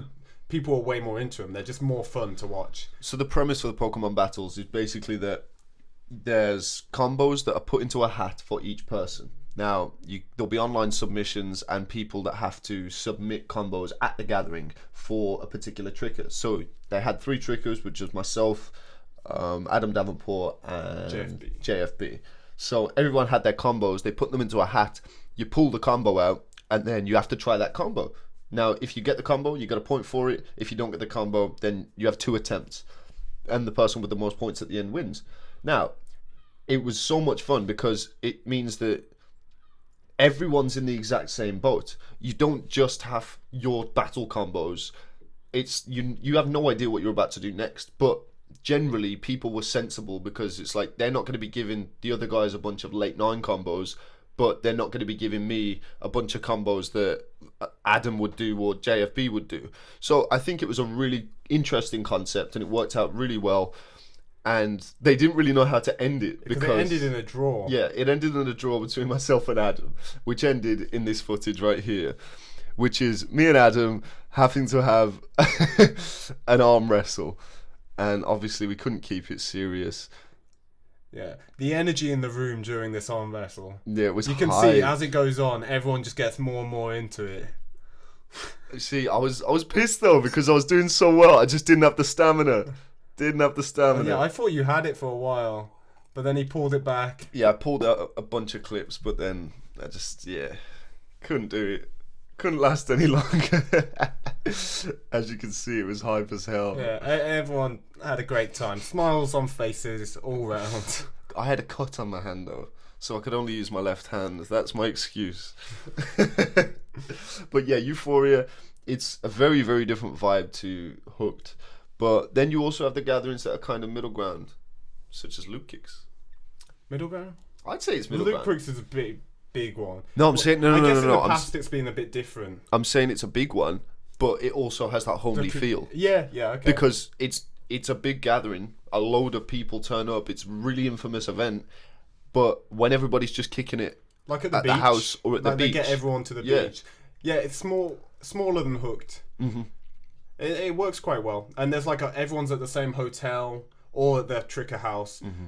So yeah, it's a pretty connected gathering. Like you get to talk to a load of different people. People aren't off in different groups. Like everyone's talking to everyone really. Yeah. Loop Kicks is a really good time. Loop Kicks 2017, one of my favourite gatherings ever. Mm-hmm. King of the Floor. Oh yeah, King of the Floor. Which is a really cool event. If you haven't heard of it, look up King of the Floor because it's dope. I think we should do a whole. We'll do a whole thing talking about King of the Floor. And all King of that the Floor was sick. We won. Well, Sam obviously. Kojo was the MVP, champion, the King of the Floor. Some may say. Some say. But had to work for that shit. It was tough. It was hell. It was hell. It was hell. It was hell. Yeah. We got like 3 hours sleep a night. We were just working. Yo, when we were in that room, it was tough. When we were trying to sleep in that room, and there were like 5 of us in one room the size of this table. It was dreadful. It was tough. Really dreadful. But there's other types of gatherings as well, which are more like a big holiday, such as No Gravity gathering. Yeah. Now, No Gravity is I could No Gravity was this cushy. one. And it was the first time of me going to this gathering, but it's one of my favourite gatherings of all time. If I could trick, if I was like fit and healthy, I would have been in my element. Same. I'm on a Portuguese beach in Lisbon, and there's just beautiful tricks, beautiful women, hella beer. It was the World Cup at the time as well. England were playing. Winning. Yeah, they were killing the game. It was hype. It was so much hype. But let me show you a couple of clips of what it looks like at No Gravity. It's literally a dream gathering on the beach. You've got some of the best trickers in the world going absolutely wild all day, and it's just an incredible thing.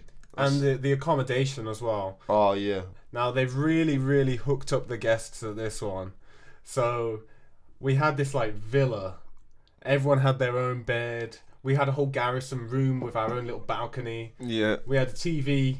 We watched a weird amount of TV for a gathering. Just watching TLC all the time. TLC. Watching fat women who can't move. It was a good time. That we drank so much wine. The wine was insanely cheap. Yeah. I'm a fan of red wine, and you could get a bottle for like €2. And that's not an exaggeration. And it was good wine. It was good wine, yeah. It was really good wine. It helped with the whole football experience as well. Yeah, it did. But because it's on the beach, there's always something that you can be. Even if you're doing nothing, it's so nice. You're just kicking it on the beach. Yeah, we swam in the sea a bit. Yeah, Kojo nearly died. I nearly died. I nearly drowned. Alexander landed quad cork. Yeah, and that was the first time he'd done it. So Alexander did like quad a big cork. gathering. Johan did scoot quad, aerial quad. There was just loads of really good trickers there. Like Takahashi brothers were killing it. Slava was there. Ali was there. There was just there's just never been a gathering quite like this. Yeah, I just wish we could have tricked it. Yeah, neither of us could do any tricks there. But maybe next time. Like the setup was really professional in a dope location. They got a good amount of guests out, good amount of attendees. So it's just quite a lot of people there. I taught a seminar. It was great. Everyone learnt Illusion Twist. We had a fantastic time. Yeah. and I That's just cool. I just Liked felt it. like I was on holiday, and they really took care of the guests. So I want to see more gatherings like that in the future. Yeah, because that's a 100%. whole new area, kind of the luxury sort of gathering. but you just see, in a dope hot location, I like the don't think beach it's that gathering. far though. I really don't think it's that far off because more and more now when I go to a gathering, number one, that's a topic we need to discuss. This is a topic for a later date, but like getting paid to go to gatherings and stuff like that. I think we should definitely talk about that soon. There's a lot to. We're the ones to be talking about gatherings as well, because I think me and Omid have been to more gatherings than most people in the world. I know we've both been to over 10 this year. I've been to probably a hell of a way lot more than that. Yeah. I know I've been to a lot. We just go to a lot of gatherings, and we have done since 2013. So for the last 5 years, we've been going to a whole lot of gatherings. So yeah, I'm looking forward to sharing our insights on that because it'd probably be useful. Never really thought about that, but we do know quite a lot about gatherings. Yeah, and also, I have some very interesting things that I'd like to discuss about how we can help the sport progress as a whole while working together as a unit, as trickers, as event organisers, and all that sort of thing. But we'll get into that another time. There's a lot to get into. But the future of gatherings, where do you see it going? Because honestly, the more gatherings that I'm going to, just in the space of a year, people are much happier to pay for me to go, like pay for my time as well as all my accommodation and my expenses. And maybe it's because I'm kicking up a little bit more of a fuss now because I'm saying I don't want to, I can't just sleep on a floor. I'm not just going to go to a gathering and sleep in a gym. And I just refuse to. Some people wouldn't really get that because I think when you're younger, like when I was like 18, 19, if someone said like, oh, we'll fly you to this gathering in Spain, but you got to sleep in the gym, then I'd be like, yeah, cool. And if I found out about some other tricker, if they got invited to this gathering, all expenses paid, and they didn't want to go because they had to sleep in a gym, I'd be like, what? What's wrong with you? Stop being so picky. That's such a waste. But now I'm older, it's like sleeping on the floor ruins the gathering for me because my body feels so terrible the next day. Tricking takes more of a toll on your body when you get a bit older. So if I trick and then have a terrible night's sleep on a floor, the next day my body hurts so much that it takes the fun out of it. Well, it doesn't feel good for tricking. It doesn't feel good for just walking around. I just feel terrible. And that's not that fun. Just going somewhere to sleep on a floor and feel terrible, it kind of kills the fun a bit. It makes it not worth it for me. Even removing yourself from the situation, the people that are flying you out there for a reason. They want you to trick. They want you to meet everyone. But if you're just in a foul mood and you don't want to trick because your body's fucked and you haven't had any sleep, obviously you're not. There's no point in them having you there. Yeah. And the way I see it, imagine trying to fly Nigel Houston out to an event in London. So you're like, listen, I'll pay for your flights, but when you get here, you got to sleep in the skate park. Are you down? You'd be like, fuck off, no way, you crazy. At the end of the day, if we're going to take ourselves seriously as professional athletes or just as human beings, I'm not just trying to go and sleep in some warehouse in the middle of fucking nowhere.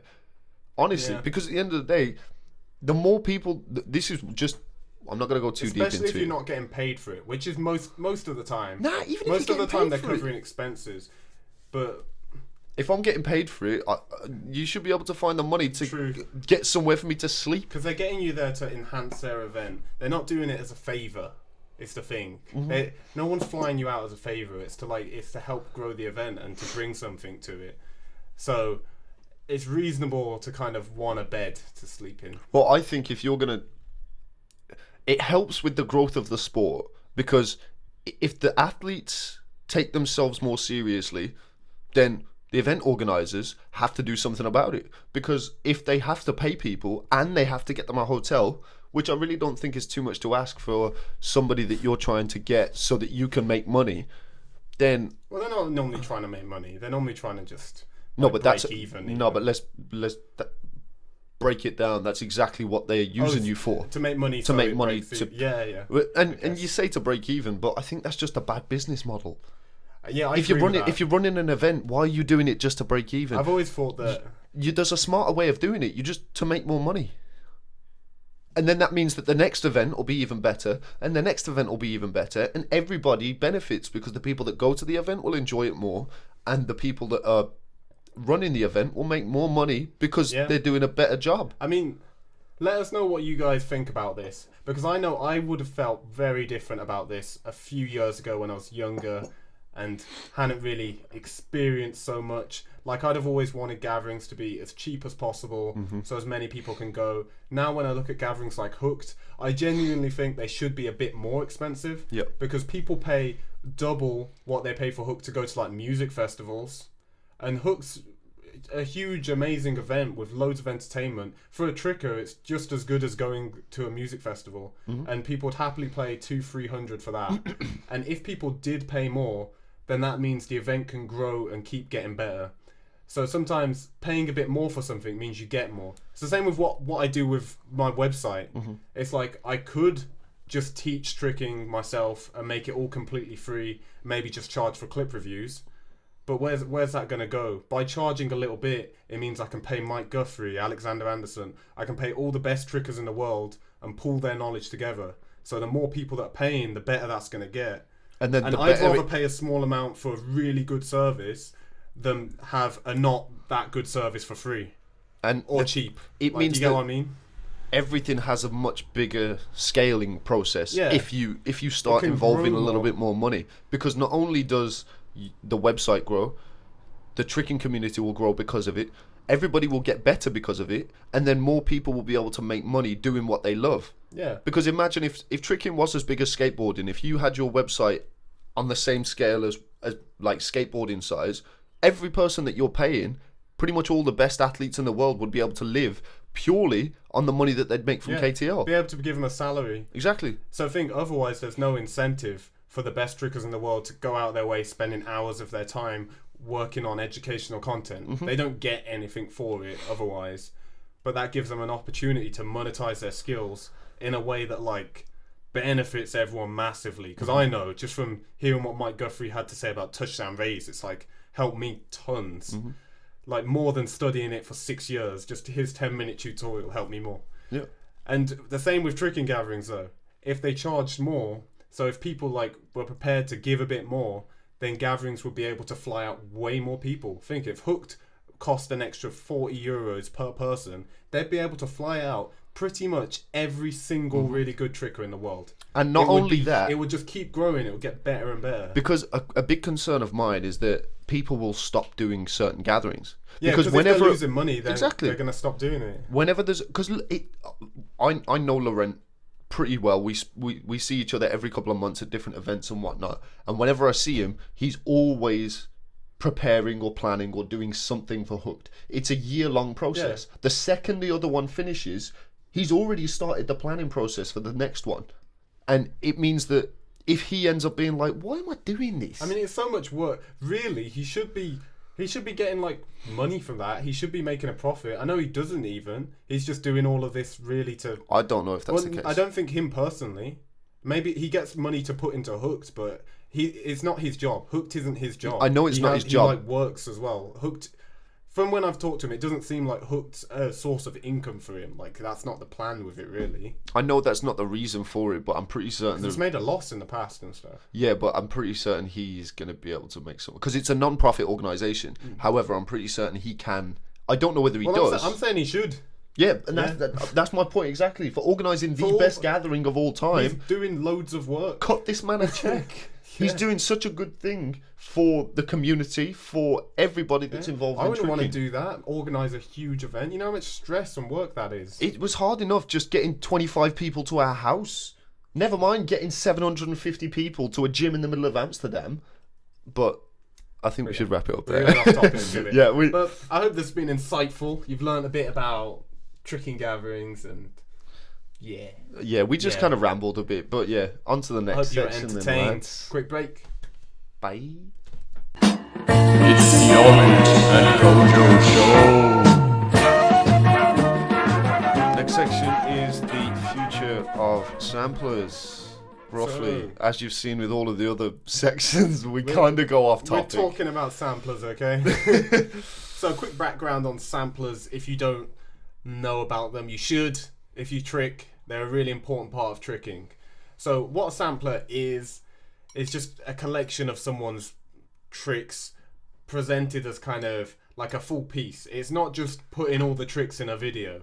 It's making it go to music and having kind of just entertaining filler clips and just it's edited to go with the music. It's just made as a whole, like It's a finished it's a piece finished of product. art. Yeah. Yeah. It's showing your best stuff, or almost entertaining stuff, all together, like packaged nicely for people to watch, rather than just videos of your flips. Yeah.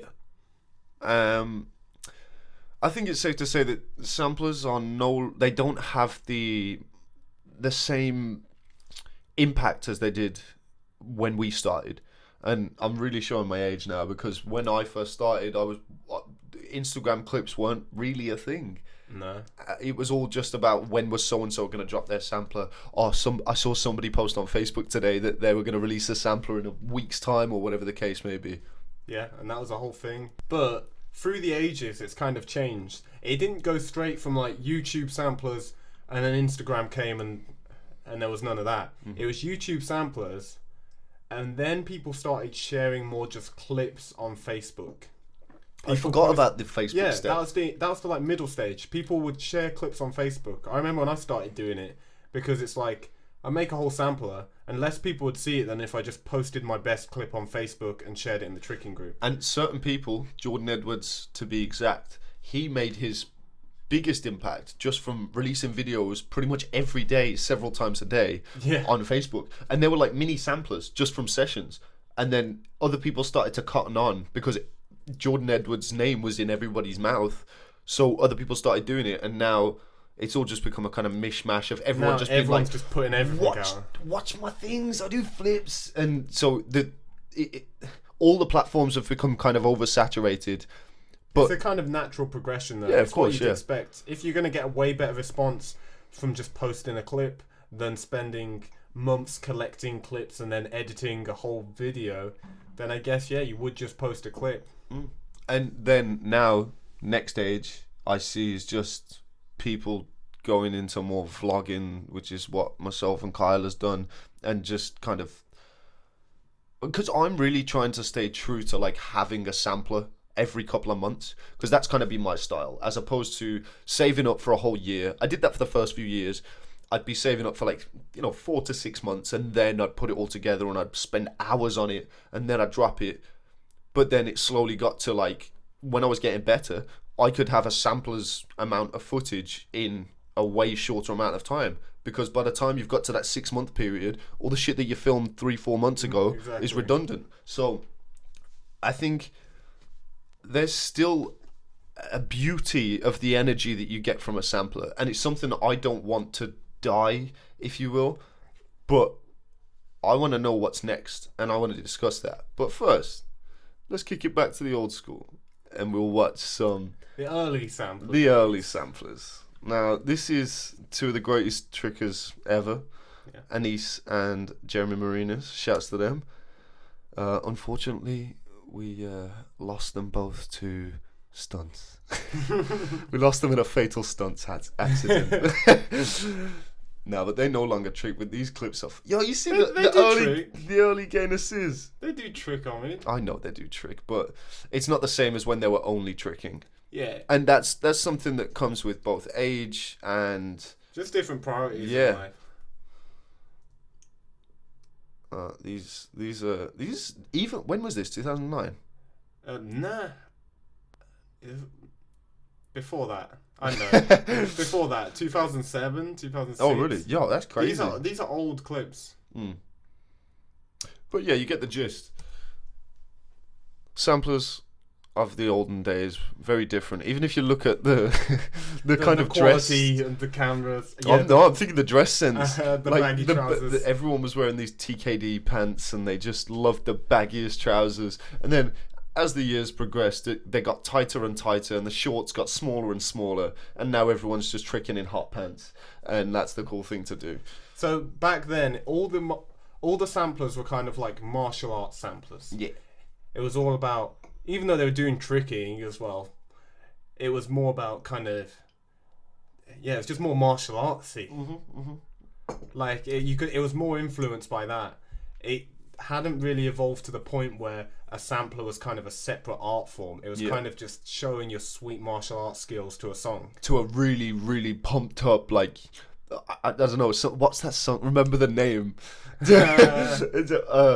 Just that kind of music is just perfect. That kind, and like heavy like, metal and like something where you be like, sweet martial man. arts. Yeah. But then it kind of moved on to the more, I don't know, the like deep samplers with like Rasmus Ott. Now, He kind of makes you feel some kind of way with his sampler. He's the first one I watched where it seemed like that was the intention to create a mood. well, Which I really like. That's what I'm into in samplers, ones that create a kind of feeling. Well, I agree, and that's kind of what I'm looking for. But Rasmus Ott's always been really good at standing out in the fact that he makes me feel the emotion of being injured, for example, or having great sessions just out in the sun on the grass. He just manages to capture it so well. So, for example, with this is a little bit more of a comedy sort of aspect, which is Rasmus Ott, This Is Not My Car, one of the greatest intros to a sampler of all time. Just pulls up in the car. You can't hear the audio, but he basically says, "This is not my car," and it's then really nice. he does some flips. Yeah, out on the grass, he's just having a good time with his buds. Yeah, And by the end, he's doing some real dope shit. I love how he really gets into it. Like, go close to the end. that was Steve's. Because it's got like the kind of upbeat, fun feel to it. And then he's hitting all these new things. Everyone's hype. Everyone's loving it. Bunch of Danes just having a good time. Danes and Swedes, because I remember Danes this and is Swedes. where I first saw him with Teddy. Yeah. But yeah, See how it's edited as like a piece. It's not just the tricks. He's creating the fun kind of feel. Make sure you check it out if you haven't. This Is Not My Car by Rasmus Ott. and it does. I don't know. You kind of really need the music with it because it makes the whole feel a hell of a lot more coherent. But yeah, like I'm so glad that I was all of these videos, like a lot of these older, because I started tricking in 2012. So when I came, well, yeah, it was 2012. Yeah. Yeah. So when I came up, I was already had like an enormous catalogue of videos that I could be watching just to feast my eyes on for the very first time, and it was the greatest thing ever. I learned so much be watching Teddy and Rasmus, and at the time I didn't really appreciate it, but it took that time for me to really appreciate the samplers and start to, because it's not just about what tricks are done in the sampler. Like, I wouldn't judge how good a sampler is by just the level of the tricks in it. That's not the main thing. Yeah, no, the main not thing's for kind me. of just the feel that it creates, and just like when I make a sampler, I want to capture how I feel when I'm tricking. So I know that's probably not everyone's approach. I can tell with some people's samplers it's not. It's kind of just getting your best clips and making a hype, cool video of them.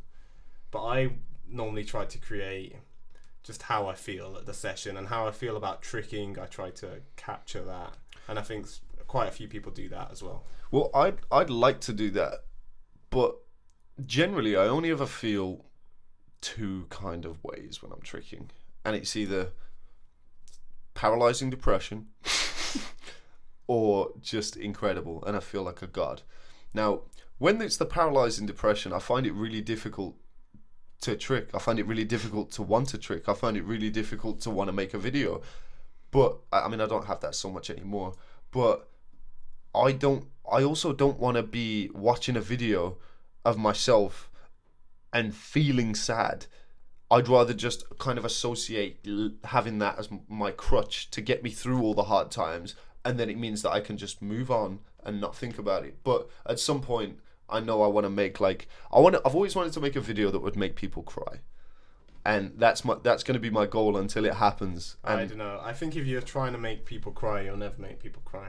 No, I just think I think it would be a video where you're trying to express your sadness, then maybe. No, if but you're it's like actively trying to make it sad. No, I'm saying if the circumstances are right, I want it to make people okay. cry. I'm not just going to be like, right, so if I punch a dog and I just go around pinching babies. I think it can be quite therapeutic though, because I know when I was very injured and very sad, I've got a tramp edit that I made from when I was really sad, and it kind of just made me feel a lot better and released the sadness. And that's just unlisted. I never like shared that with anyone. It just made me feel better making it. You see, that's one of the things about samplers that I love so much. It's such a because I've made loads of videos that are just unlisted on YouTube, or that I've just lost somewhere on a hard drive or something, and they're no one's seen them, and they're purely for me.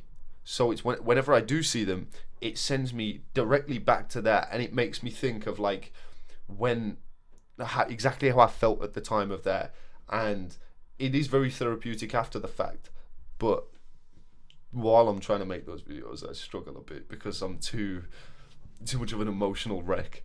But as samplers have evolved, there's obviously the side of things where it's just incredible tricks and incredible feats of human athleticism, such as the movie sampler. Now this is a real just game changer. This is just a dominating everything sampler, which there's a few of over the years. That sampler that trickers have when they're first like really, really coming into their prime, and they're just taking over. So you got the movie sampler from Mike, you got Velu 2009, you got Thirsty Goblin from Johan. I don't know what Ilya's first killer one was. My first killer one. Tiddlywinks? No, the one I used to full clip. What was it called? What's that called? Oh, I forgot what it's called. It's called something. Tunnel Vision. It was called Tunnel Vision. Yeah, that was my first like good one, I guess. Was there a? So you'd say, okay, so let's say for example, I want to know your most impactful sampler of your own, and also the most impactful sampler of somebody else. What are they? Go. Right. Well, definitely Home for me. It's my most impactful sampler. That's the only one. I'm still happy with it. That's the only thing I've made, well, like sampler that I've made that I'm like happy with. Like when I watch it now, it makes me happy. I'm like, cool. I expressed what I wanted to express in that. Yeah, it did what I wanted it to do. That's the only one that came out kind of how I planned. And then what was the other question? Who the most impactful sampler on you from somebody else? Probably Velu 2010. Yeah. Because just when I first watched that, it just made me. It made me feel like I feel when I'm tricking. I felt like he captured the way that I feel tricking. Yeah, because it wasn't just like hype dubstep chucking flips, because that's not what tricking's like for me. I feel like really peaceful and happy, just a deep happiness when tricking's going well. And I feel like he kind of captured that, and the journey as well. Like the song he used kind of shows the grind. It made me think about all of the times that I've like gotten up at 7 a.m. to train before college, and then train at lunch, and just putting in all that work. It really made me think about that and how Velu had done all that, because I remember reading his training notes about him training like 3 times a day, and that's why I started training 3 times a day back then. And yeah, that sampler was just really inspirational for me. Rather than just impressive, it just really inspired me to like put the work in for my tricking. Yeah. What about you? So what's your favourite one of yours? My favourite one of mine is probably The Good, the Bad, and the Omid. It was just during that was the peak. That was the time where I was like, this is the most fun tricking could ever be, and there was nothing stopping me up to that point. You know what I mean? I had never had a big injury or anything, and that was the last video I had before things in life or with my body started kind of changing and fucking me over. Before adulthood hit you. Exactly. Yeah. So I think that one also had like the biggest response to any sampler I've ever made, and it was crazy because before that, I like. Nobody really knew who I was, and then I mean people know bits and bobs, but like this I was like, all those people that I was looking up to were sharing it on Facebook, and I was just getting gassed. I was so pumped up because like, you know, people that I figured wouldn't even know my name were just like, yo, Omid's been killing it for a while now, and this is such a beautiful piece, it's gangster, it's this, it's that, and I was just so hype. And I'd say one of the biggest inspirational videos for me was, I can't, honestly, this is going to sound ridiculous now, but I can't remember the name. It was a Yaki Break sampler. Which Which one? The one. What's it? Describe it. It was just. All of his samples, just him on the grass. Because you got like the fear. The fear. That's the one. I'd say, because I knew it was to a Ben Howard song, and I can't remember which one. But that video, it just kind of changed the way that I looked at all tricks, because up to that point I was looking at it as if I just wanted to do particular tricks, whereas when I saw that, it changed my opinion almost entirely, because I didn't care about what tricks I was doing. It's just how he's It was moving. all about how I would do it. And the way it made me feel, the first time I watched that, I couldn't believe it. I was like, how can this man doing his flips make me feel this way? It got me all like, I don't know, it was just like nothing I'd ever experienced. Speaking of like samplers kind of connected to a feeling, Devon Ingram, AD, he's 2011 sampler. Now that one with the Radiohead song, the track, Reckoner remix. Yeah. Watch that sampler if you haven't. That one really captured the connection between tricking and nature for me. Yeah. Which at the time was a bigger part of my tricking than it is now, because I hadn't had any big injuries, so I could trick on grass without it hurting really. Yeah. And all year round, even on like wet grass or whatever, I just did most of my training outside back then. And I just really used to love the feel of just being in a field completely by myself doing tricks. I'd always go out of my way to find places to trick where I couldn't see another person. I like being able to trick and I just can't see anyone in any direction. And his sampler was in like the most ultimate beautiful places for that, and it was just like something to aspire to, because I'm just in a park in Birmingham, but yeah, he's just got these incredible scenery shots, and that really, with the song as well, and with his beautiful tricks, and he's doing fairly simple stuff, which I also like, because it's just, it wasn't really about like the difficulty of the tricks. It was just, well, for me, how I interpreted it, it was just about the joy of like tricking on grass and just enjoying moving your body like by yourself in a beautiful place, because it feels way different. It's a whole nother thing to training in a gym for me.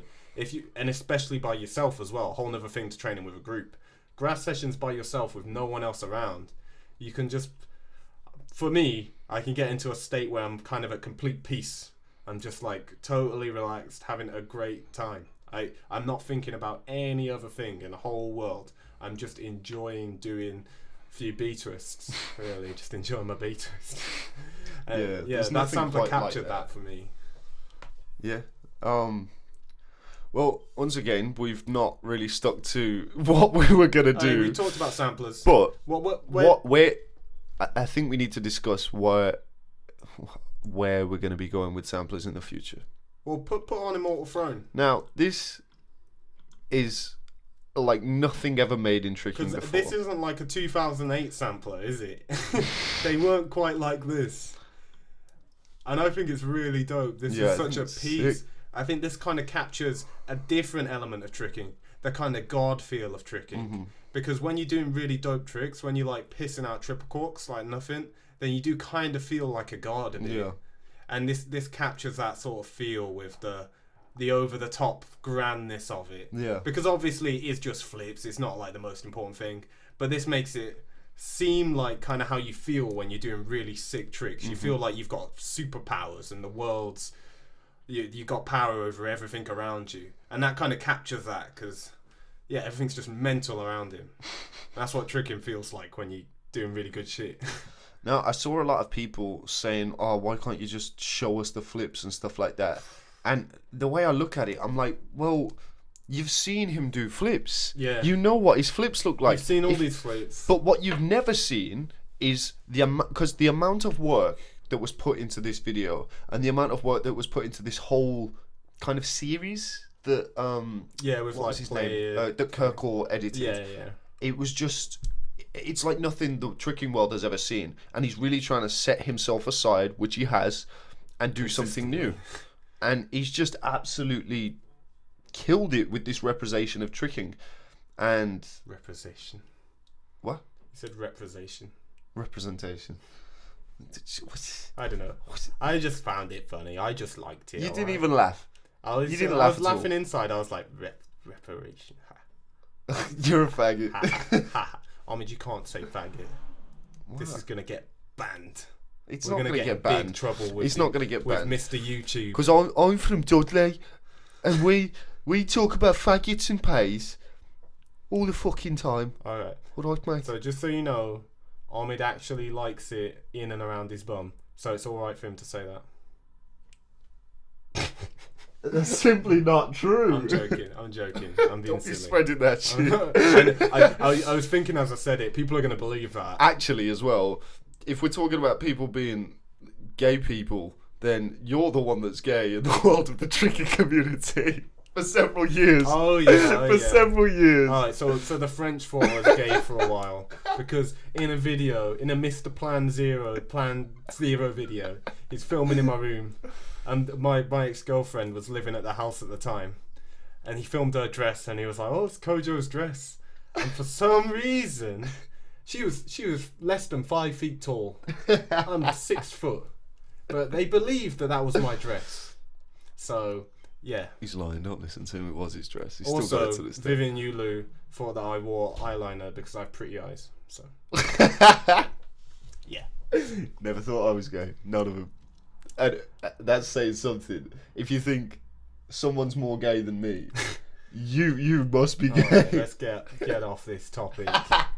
Let's move along. Come on. Anyway, I want to talk about the type of samplers that I would like to see are really, really, really high production value. Things like something that the Red Bull House of Media would make. Now, the reason I use them as an example is because of the work that they've done with Danny McGaskill, an incredible man with a vision, and he does cool shit on a bike.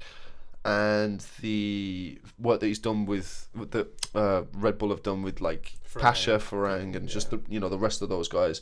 But I was speaking to Bailey a couple of months ago, and he was basically saying how if you can go to Red Bull with a concept that has a story, so that it can be perceived well by the mass population, then they'll think about taking it on, and they probably will.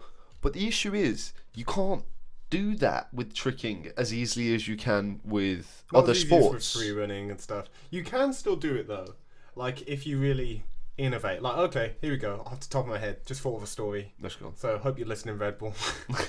So you could have like one guy. You're in a martial arts class, and you like really love it. Everyone's doing these round kicks and hook kicks, but then you do like 540 kick. But you're getting in trouble, and the one guy's not allowed, they don't like it, and then it kind of breaks to more him on the streets, like, just a cool graffiti wall background and shit, like the forms background, or something better, but yeah, just doing tricks outside, kind of, yeah, just expressing himself freely, doing tricking. I think that would just kind of tell a story if it's like, wasn't allowed to express his creativity in the structured class setting, but by himself out in the urban setting, he's kind of just doing his tricking. Now that's something I could see on Red Bull. You could see that on Red Bull though. Nah. I thought that was a good idea. Nah, I see the issue though, because it's just issue? You're just doing flips. You're just doing your flips and your. But every free running video, they're just doing free running. They're not though. So if you look at the They videos are. like Last Call for Mr. Paul. Yeah. The point is he's late for a flight. Yeah, and I just gave you a story. That's not a story though. That really. is a story. How? He can't express himself, so he goes from being in a martial arts school to being in front of a graffiti wall.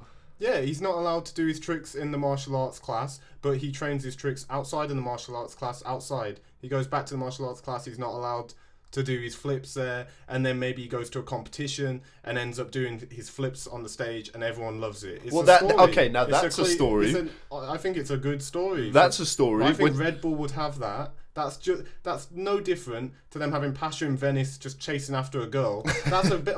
Mine's a more complicated story than that. Well, and when it you also resonates with tricking. It like makes sense with tricking. How tricking broke away from martial arts. Well, yeah, but when you add the end of it, where you're at the competition, and everyone loves it. There's the highs and lows of a story. I wasn't saying all the details. I was just saying the bare bones. Well, the of details. story. You didn't end the story though. I thought you were just gonna. I don't know. It's off the top of my head. I've not planned the whole story. Yeah, but you came up with the end 2 If I seconds thought- later. If I thought about it for 5 minutes, I'd plan a whole story. But Well, that's what I'm saying. It's like you can. My point was you can do it with tricking. You can make a No, story. With I tricking. agree, but I think it's just so much more accessible with other sports. It's easier. They would free run it definitely. I think. Yeah, and even with other things like skateboarding, just because of all the issues of like trying to always getting in fights with security guards because you just want to do this thing you love, and people are always just getting mad because you're on a skateboard. Yeah. And I understand that. At the end of the day, like, also because tricking doesn't have much of a pull right now, even if you do have a great idea, they'd probably still just be like, nah. Tricking is got a decent amount of pull. Yeah, but it's nowhere near what free running or skateboarding is. No, but the thing is, I've seen Red Bull make videos of like random shit that's not that big. You know, they've done videos on people. I'm trying to think of a good example on, because I've seen just random like sports that which aren't where there's it's themed around a guy who's not got like tons of followers. He's not got hundreds of K. I've seen it with people who aren't like really well known. And But they've done it with them. So there's trickers with over 100k followers. And stuff. I've also seen that, but there's definitely something that's stopping them from doing a big production with. Well, maybe no one something. suggested it. I know, because Bailey was telling me that he's been trying to come up with ideas and he's pitched a bunch to them. But either way, What are Bailey's ideas? I don't know. We didn't talk about it in that much detail. It was yeah, but yeah. So I'd like to see some, because imagine have you seen the Danny McGaskill story video where it's him as a kid? Yeah. And then he's out in Scotland or Which one? The Imaginate one or the one where wait. the one when he's a kid is when it's like a toy thing. Yeah. I like the one when he goes to that island that he grew up on. Yeah, that's the one I'm talking about. Yeah, I really like that one. But the Imagination one well. was really, really cool. But I like the outside one more. Yeah, so do I, because it's it's more closely related to tricks, because I could see everything that happened in that video. You can make the exact same video with a tricker, but you could do it with Kyle. Pretty much the exact same setting as well. His little house in the fields. Yeah. But yeah, I'd like to see just really well filmed videos of really high level tricks, really clean tricks, just not in a gym, just in the mountains in Switzerland, or the French Alps or whatever, just in front of a waterfall, just doing some mad steezy combos. Because no one's done that. Because people have made videos where it's dope locations, dope film in like Switzerland. That was cool.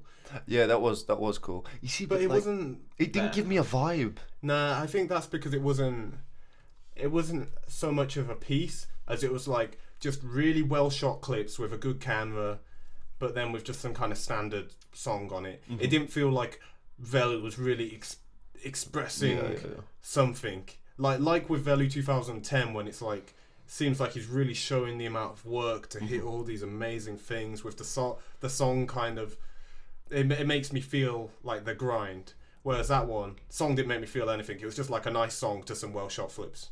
So I think that you could make it into something really good, but that one didn't quite come off. I mean, at the end of the day, there's always going to be hits and misses. But you got to try stuff. What sort of direction would you like to see samplers going in? And I say samplers with the air quotation marks because they're going to be a completely different thing in 2 years' time. Then they're going to be different in 4 years' time and 10 years' time. So they may not even be called samplers in the future. True. So is there anything in particular that you would like to see or that you don't want to see? I kind of like the concept samplers, like clearly very linked to the song as well. I like it when it's really with the song. I'm not that into the samplers where people are just kind of putting together all the good tricks they've done and it's just a bit thrown together. Like when I was younger I was more into them, but now I kind of want to see something a bit different. Well, it's been done, that's the thing. It's been done for a long time now. Yeah, just new ideas. I don't know, I can't predict all of them, but I like new ideas. Well, for me, it kind of comes down to the location more than anything for where I'd like to see videos, where I'd like to see samplers taken. I just don't want to see them in the gym, because I think you can have a harmony of both, of course, but the type of videos that really get me excited is when somebody's just out in the grass or out in a natural location, or even just like in a concrete city, whatever. Like, it doesn't matter the level of the tricks. It doesn't matter where exactly it is in the world, as long as it's not in the gym. Basically. I think you can make a really good sampler in the gym if it's filmed in the right way. I think there's lots of different ways you can innovate. I think you could still have a gym-based sampler, but film it in a whole different way. Because I've always imagined, like, just a different type of filming, like really following what's going on. When they sweep, the camera's swooping right down, and it's kind of like coming around them as they're comboing. Just more dynamic filming. You don't see much of that. When it is done, it looks really cool. Like some of the shots in Rasmus Art Source, then they were like just filmed really well, which really, really added to it. If it was just a static cam, it wouldn't have been anywhere near as good. I feel like, just people experimenting with filming could make a whole new type of sampler. I agree, but the setting of a gym, unless you have complete control over a gym, it's never going to be as cool as pretty much anywhere else. Some honestly. can be when you have the gym to yourself and they've got like light set up and stuff. Yeah, it's like if you've got complete control, like that. Then because you can really make something out of it. But until you do have complete control over a gym, which a lot of people will just never have that option, then it's a lot harder. Yeah, it's hard, but you can do it though. It's just hard. Well, now like you can find a gym somewhere where you can get exclusive access if you really want to. You can figure. I could figure that out, and I'm sure lots of other people could figure that out. Well, I mean, we could just make a phone call and it's kind of done. Yeah, but I'm sure lots of other people can do that as well. Like good trickers who've been, because the people who would be doing that, people who've been involved in flips for like a decade. Yeah. Like they know, people at that point. You can work it out. Yeah, I suppose. But yeah. That kind of wraps up today's episode. Don't know what we were talking about there, but hopefully it was interesting. Hopefully you learned something new. Hopefully you're not pissed at us. If you are pissed, let us know in the comments why you're pissed. But don't be too pissed. Don't be really nasty. Don't be really... Because it does upset us sometimes. We do have feelings too. Yeah. Like I saw a comment the other day. Oh my God. Did you see that? Which one? That comment. Oh, just on the Plan Zero video, someone was like, "Fuck Kojo." Oh, yeah. Somebody commented... Okay, two things I want to bring up. Somebody sent me a picture of their testicles yesterday. Completely unprovoked. No other message. Nothing. Just sent me their testicles. And also, the amount of nasty comments that I get on my YouTube videos... Also, check me out on my own personal channel, at Omid Tricking. You already know what it is. Don't be nasty to him, though. Yeah, don't be nasty. I mean, you can be nasty. We're not too nasty. You can be a bit nasty. Like, if you're going to be nasty, be funny. Like, if you're going to take the piss out of me or something, just call me, like, Shrek or something. Just make it funny. Don't just be, like, nasty. Some people are just cruel. Yeah. I'm like... I know it's kids most of the time. But yeah, there was a comment the other day just saying, "Oh, I hate Omid. I hate Omid. He's the guy with the stupid mustache. He looks like a big gay hipster." I'm like... It's like, just don't watch it, man. Just you don't have to watch it. Like, who cares about Omid's mustache? I mean, Does it matter? Honestly, it doesn't affect us that much. But from time to time, we do. I find them they are funny sometimes. Yeah. But then sometimes I'm just like, it's a bit nasty. Yeah, it does hurt our feelings, Anyway, we need to stop bitching and whining. Yeah, enough whining. Thank you for watching the Omid and Kojo show. Like, share, and subscribe. Check us out on all of our social medias. Links in the description. If you want us to talk about anything, let us know in the comments. If you disagree with stuff, let us know. You agree with stuff, let us know. We want to keep our finger on the pulse of tricking. Yeah, if there's anything... I want to know what you guys think about everything. And if there's anything that you want us to discuss in particular, then let us know. Yeah. Much love. Okay. Goodbye. Stop it. All right. Bye. Bye. Bye.